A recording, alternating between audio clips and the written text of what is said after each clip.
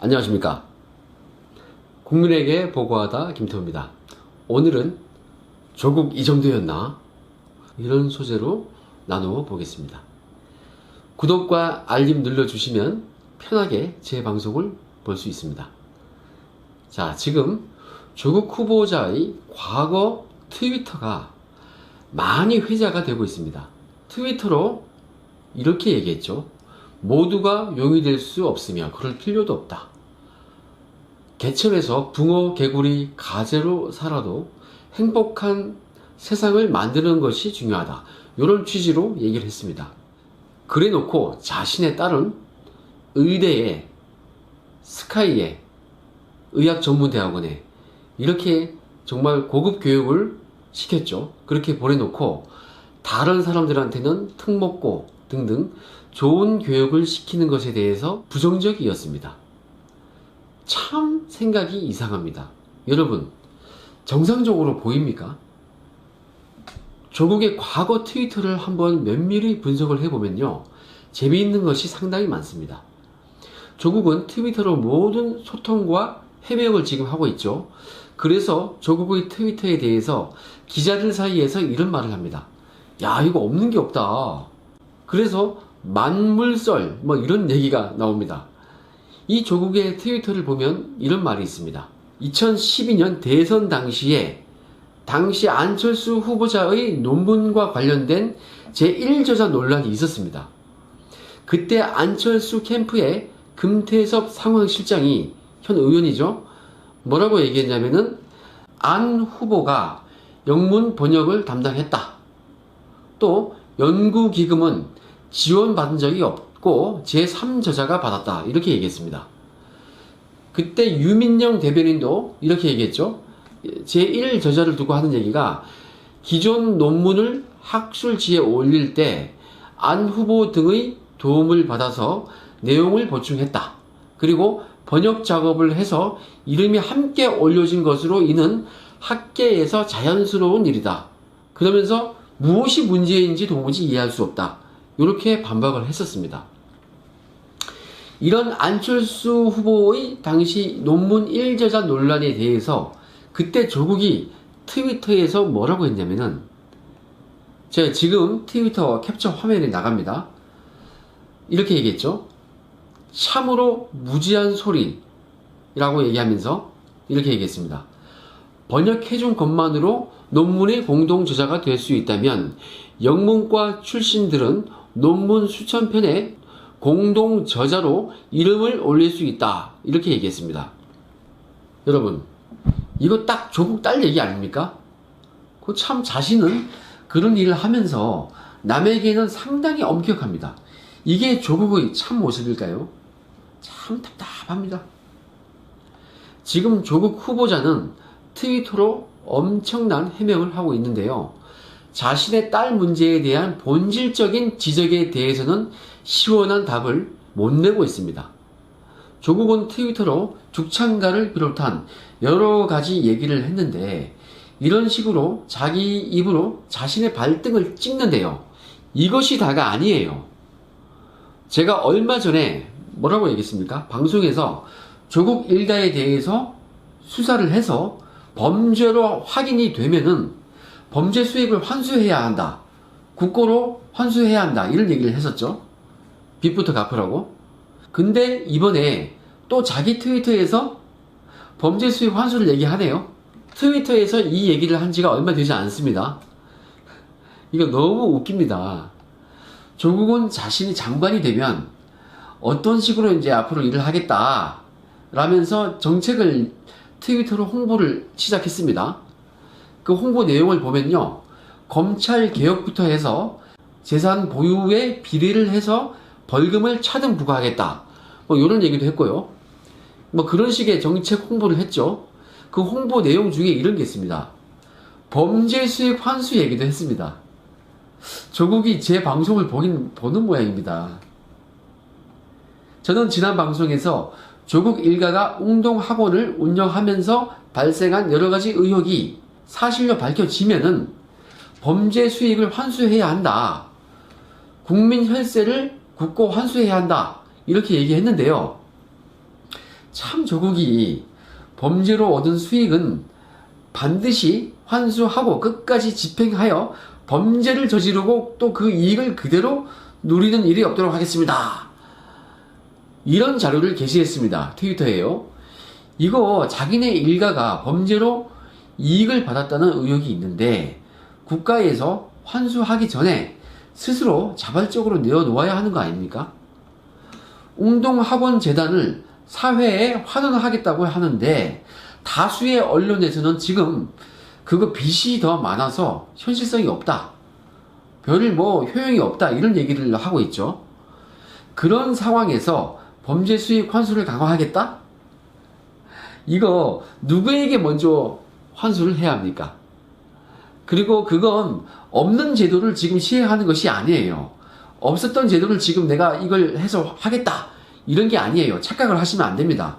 이미 2006년 5월부터 시행을 하고 있습니다. 13년이 넘었어요. 제가 그 범죄수익 환수팀 창설 멤버라니까요. 그 팀에 범죄수익 환수팀이 있었고 거기에서 자금 추적팀에서 제가 2인자로 일했다고 하지 않았습니까? 이거 다시 강조하지만 조국이 지금 시행을 하겠다는 게 아니에요. 착각하시면 안 돼요. 조국도 어떤 자료를 올렸냐면은 범죄 수익 환수를 강화하겠다. 범죄 수익의 환수율을 높이겠다. 이렇게 얘기를 했습니다. 그러니까 여러분께서 착각을 하시면 안 돼요. 하여튼 그런 내용에 강화하겠다. 환수율을 높이겠다. 이렇게 얘기했지만 이거 현실적으로 쉽지가 않습니다.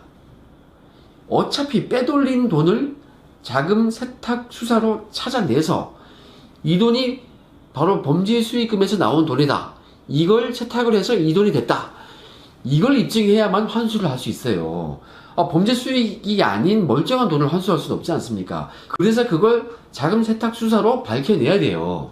자금 세탁 수사를 잘 해서 현재 이 돈이 자금의 원천이 범죄 수익금이었다. 이걸 밝혀야 된다고요. 그걸 밝혀야 환수율이 높아지는 거예요. 이게 본질입니다. 이건 수사 기법적인 문제라서 정책적으로 뭘 어쩌기가 쉽지 않아요. 제가 그거 실무를 했던 사람 아닙니까? 근데요, 여러분 웃긴 일이 또 있어요. 범죄 수익 환수 전담반이 대검 중수부에 2006년도 5월 1일자에 생긴 이후에 가장 큰 실적이 뭔지 아세요? 바로 노무현 정부 때 발생했던 그 유명한 사행성 오락실 게임 바다 이야기, 그 바다 이야기로 발생한 범죄 수익 환수, 그 실적이 가장 큰 실적이었습니다. 그걸로 저희 환수반을 비롯한 검찰이 큰 실적을 올렸습니다.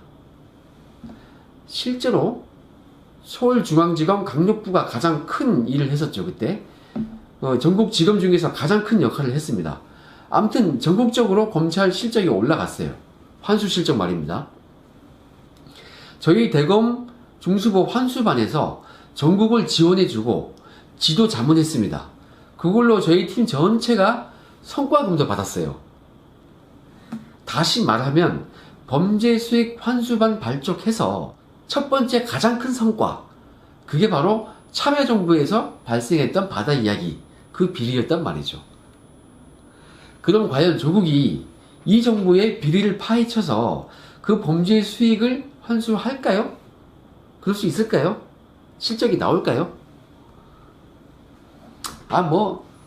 아주 쉽게 실적을 올릴 수 있겠습니다. 웅동학원 비리, 그거 파헤쳐서 확인 빨리 해보세요. 그래서 그거 혈세로 조국 일가에 들어간 그 이익을 누리지 못하도록 자기 말대로 국고로 환수해버리세요. 그럼 큰 실적이 되겠네요. 국민들 박수 치겠습니다. 웅동학원 내막은 누구보다 조국 수석이 잘 알 테니까 쉽게 할 수 있습니다. 그렇게 하면은 온 국민이 얼마나 크게 응원해 주겠습니까?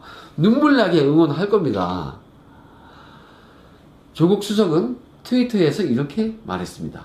환수 대상 중대 범죄를 늘리고 피의자 조사 전에 범죄 수익을 먼저 동결하는 새로운 수사 방식을 도입하며 법무검찰의 대응 역량을 강화해서 끈질기게 범죄 수익을 추적 환수한 돈을 피해자에게 돌려줌으로써 진정한 피해 회복과 정의 실현에 힘쓰겠다.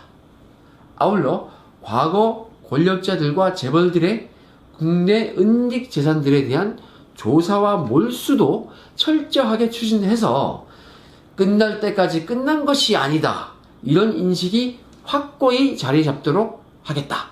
이런 정책 자료를 게시했습니다. 여러분, 권력자의 은닉 재산을 끝까지 추적해서 환수하겠답니다. 지금 이 정부의 권력자가 누굽니까? 누가 의혹을 받고 있습니까? 제발 장관 되시거든, 혹시 되시거든, 그 권력자의 은닉 재산을 끝까지 추적 환수하시길 바랍니다. 참. 여러분, 이제 이쯤 되면은 제가 무슨 말 할지 좀 아시겠죠? 추적하고 싶다. 자금 추적 내 주특기인데. 김태우 하면 자금 추적인데. 환수하고 싶다. 제가 정보하기 전에 자금 세탁 수사가 주특기라고 몇 번 얘기했었죠. 그걸 해야 환수를 하거든요. 환수는 기소 전 수사 중에 몰수 추징 보전을 법원에 청구해서 확정 판결 전에 빼돌리지 못하도록 일종의 가압류를 하는 거거든요. 그러면 법원 재판 전에 수사 단계에서 범죄의 수익을 묶어둘 수 있는 거예요. 못 빼돌리게. 이거 웅동학원 정도의 규모면은 2주면은 할 수 있는데 2주면 딱 2주면 됩니다. 아쉽습니다. 아무튼 뭐 수석님 장관 되시거든 끝까지 추적해서 환수하시길 바랍니다. 현재 대한민국에서 누가 그 일을 제일 잘하는지 내 후배들 쫙 추천해 드릴게요. 저한테 연락 주세요.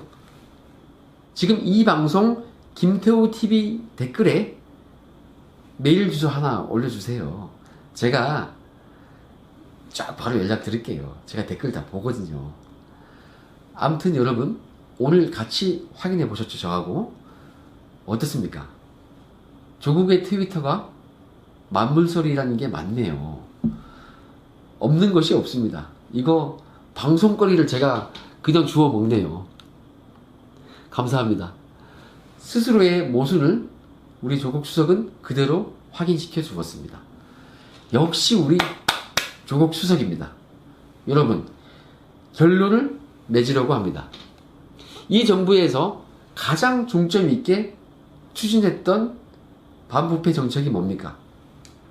채용비리죠. 젊은이들 좌절에 빠뜨린 채용비리. 그 채용비리의 요체는 뭡니까? 그거죠.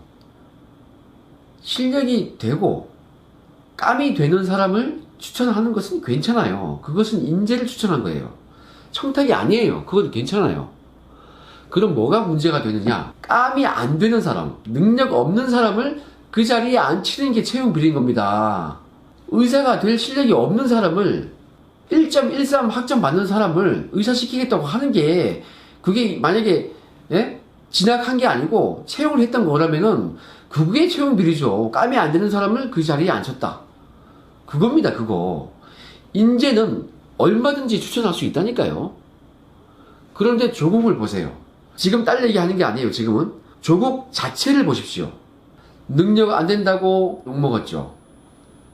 지금도 욕먹고 있죠. 자녀 문제 등으로 지금 여러 가지 의혹으로 도덕성에도 문제 있다고 욕먹고 있죠. 자, 그런데도 불구하고 안 된다는 국민의 여론에도 불구하고 대통령이 임명을 강행한다? 야, 이거야말로 채용 비리입니다. 능력이 안 되고 깜도 안 되고 도덕성도 없다고 얘기하고 있고 상당히 신빙성이 있는데 그런데도 불구하고 임명한다? 이게 채용 비리죠. 뭐가 채용 비리겠습니까? 문재인 대통령은 이 방송 보시거든 제가 방금 말씀드린 이 점을 명심하셔야 됩니다.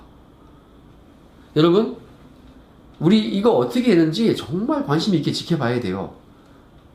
그러면 앞으로 어떻게 되는지 정말 지켜보겠습니다. 오늘 방송 여기까지 하겠습니다. 감사합니다.